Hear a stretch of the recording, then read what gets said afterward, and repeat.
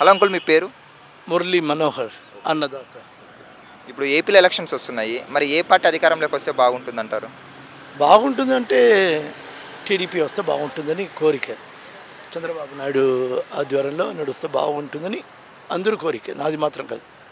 5 ఏళ్ల జగన్ గారి పరిపాలన బాగలేదంటున్నారు. అయితే అది మీరే చెప్పేశారు కదా, ఇంకా నేనేం చెప్పాలి? అంటే ఆయన చేసి ఉండవచ్చు, కానీ చేయకపోయారు. ఓకే, ఇప్పుడు చంద్రబాబు నాయుడు రావాలనుకుంటున్నారు. ఆయన ఎందుకు రావాలనుకుంటున్నారు? కారణాలు ఏమని చెప్తారా? ఆయన వస్తే మంచి ఇలా జరుగుతుందని. ఆయన మొదటిసారి కాదు, అందువల్ల ఆయన హిస్టరీ గురించి అందరికీ తెలుసు, చాలా బాగా తెలుసు. ఆయన సాధించారు. హైదరాబాద్లో కూడా ఆంధ్రప్రదేశ్ కూడా ఎట్లా అభివృద్ధి చేశారని తెలిసింది.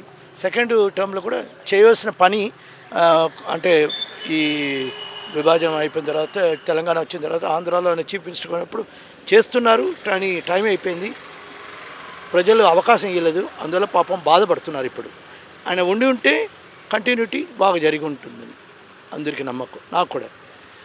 చంద్రబాబు సింగిల్గా పోటీ చేసిండే బాగుండేది కదా. ఇప్పుడు పవన్ కళ్యాణ్తో పొత్తు పెట్టుకోవడం రావడం ఎంతవరకు కరెక్ట్ అంటారు? కలిసి ఉంటే కలదు సుఖము అంటారు. పవన్ కళ్యాణ్ మాత్రం కాదు, నిన్నటికి నిన్న ఏమైందంటే ఈవెన్ బీజేపీతో పాటు కలిసి వాళ్ళు 6 సీట్లు అడిగినారు. ఎందుకంటే ఇప్పుడు ఉండే పరిస్థితిలో ఏ గవర్నమెంట్ అయినా, సెంటర్ తప్పితే స్టేట్లో ఏ గవర్నమెంట్ అయినా ఒంటరిగా పోటీ చేసేది చాలా కష్టమని తెలిసింది. ఇప్పుడు కలిసి ఉంటే బెటర్, ఎందుకంటే అంటే సినర్జీ అంటారు. లేదంటే అందరికీ ఓటు స్ప్లిట్ అయిపోతుంది, దానివల్ల ప్రాబ్లం అవుతుంది. కానీ జగన్మోహన్ రెడ్డి గారు సింగిల్గానే పోటీ చేస్తున్నా, నేను ఎవరితో పొత్తులు పెట్టుకోకుండా అంటారు. నేను మంచి చేసిండేనే నాకు ఓటేయండి, లేకుంటే లేదు అని ధైర్యంగా చెప్తున్నారు కదా. బాబు, నువ్వు నా ఫ్రెండ్గా ఉంటే 10 మనుషులు నాతో పాటు వస్తారు. నేను సింగిల్గా ఉంటే సింగిల్గా సింహం ఉంటుంది, కానీ ఎందరూ ఆ సింగిల్ సింహంని లైక్ చేస్తారు. అలాగా ఆయన పద్ధతి మంచిది, వి అప్రిషియేట్. బట్ ఆయన చేసిన సాహసం మంచిగా చేసిన అనుకుంటే ఆయన సింగిల్ కాదు, ఆయన ఒకే మనిషి కూడా 234 స్టేజ్లో ఉండిపోవచ్చు. ఆయన వాళ్ళ సొంత చెల్లెలే అన్నకు ఆపోజిట్గా ఈసారి వస్తుంది కాంగ్రెస్ పార్టీ తరఫున. అంటే ఎలా ఉండదు? అదే కదా నేను చెప్పాలనుకున్నాను. ఎందుకంటే ఒక సింగిల్గా ఉండి నీ ఫ్యామిలీనే నువ్వు చూసుకునే వాడివి, ఎట్లా నువ్వు ప్రజలకు సేవ చేస్తావు అనుకుంటావు? అది నా ప్రశ్న.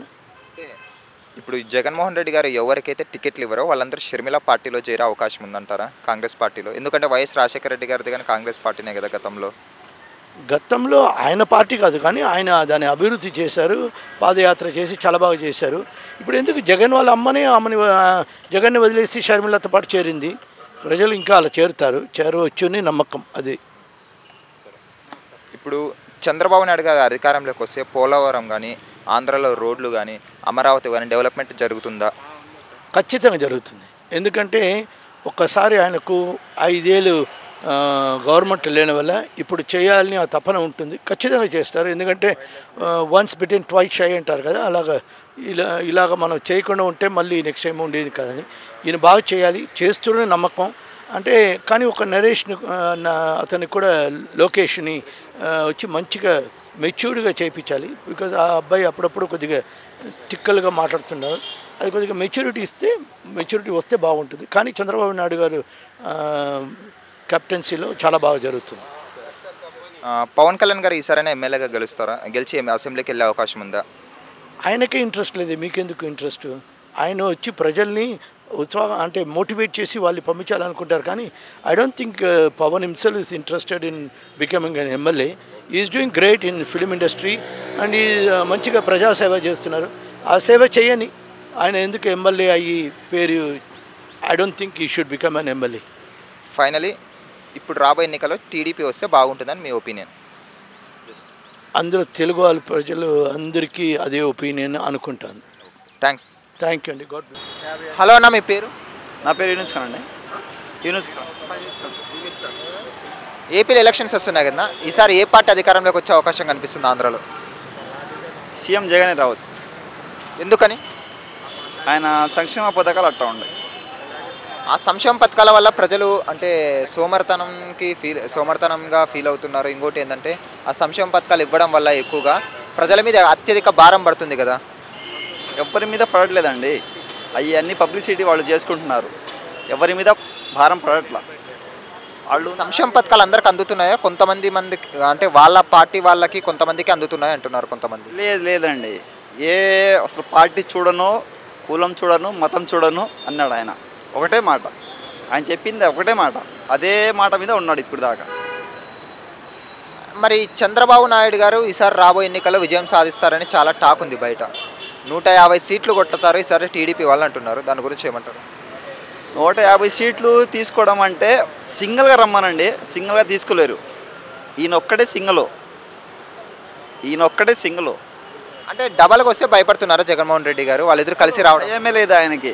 ఆయన చేసిన పనులు, ఆయన చేసిన అమ్మఒడి కానీ, రైతు భరోసా, ఆర్బీకే కానీ, నాడు నేడు కానీ, ఏదైనా అసలు ఒక్క విషయంలో చెప్పాలంటే ఆయన చెప్పిన హై లెవెల్లో దాన్ని అదే ఆయన ధైర్యం. దాన్ని బట్టి ఇక ఎగ్జిబిషన్ వేసుకుంటే ఆయనే నెక్స్ట్ సీఎం. జగన్మోహన్ రెడ్డి అంటే గుర్తొచ్చి సంక్షేమ పథకాలన్న. సంక్షేమ పథకాలు ఎవరికైనా ఎక్కడైనా సరే సంక్షేమ పథకాలు ఇవ్వడం వల్ల ప్రజల మీద భారం పడుతుంది కదా, రేట్లు అన్నీ పెరిగిపోతాయి ఉచితంగా తీసుకుంటే. అది కనిపించట్లేదు ఎవరికి ప్రజలకి. అప్పుడు వాళ్ళు ఉన్నప్పుడు ఏమి లేదు, కానీ వీళ్ళు ఏమి వేయలేదుగా. అప్పుడు చంద్రబాబు గారి హయాంలో ఏమి వేయలేదుగా. చంద్రబాబు నాయుడు హయాంలో డెవలప్మెంట్ జరిగింది అంటున్నారు, కానీ జగన్మోహన్ రెడ్డి గారి హయాంలో ఏ డెవలప్మెంట్ అభివృద్ధి జరిగిందంటారు? నాకు ఒక అమ్మఒడి, ఆర్బీకే, రోడ్లు